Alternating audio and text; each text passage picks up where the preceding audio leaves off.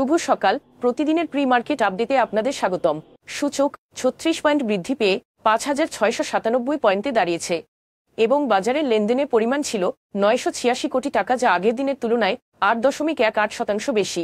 Asian clearing ইউনিয়নের March April মাসের $১.৬ billion আমদানি বিল পরিশোধের পর বাংলাদেশে বৈদেশিক মুদ্রার রিজার্ভ $18 বিলিয়ন নেমে যাওয়ার সম্ভাবনা রয়েছে।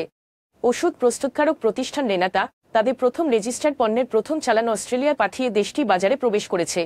এসবিএসি ব্যাংক ২০২৪ সালে প্রথম ত্রৈমাসিকে গত বছরের তুলনায় ৪১% অর্থাৎ ১৯.৭৮ কোটি টাকা মুনাফার প্রবৃদ্ধি অর্জন করেছে। চলতি অর্থবছরের প্রথম ৮ মাসে ব্যাংকিং এবং নন ব্যাংকিং উভয় খাত থেকে সরকারের মোট গার্হস্থ্য ঋণের পরিমাণ ছিল ৩৬,২০০ কোটি টাকা, যা চলতি অর্থবছরের জাতীয় বাজেটের নির্ধারিত লক্ষ্যমাত্রার চেয়ে কম। এখন এই পর্যন্তই। বিকেলে আবারও আসছি ডেইলি মার্কেট আপডেট নিয়ে। সে পর্যন্ত আমাদের সঙ্গেই থাকুন। ধন্যবাদ।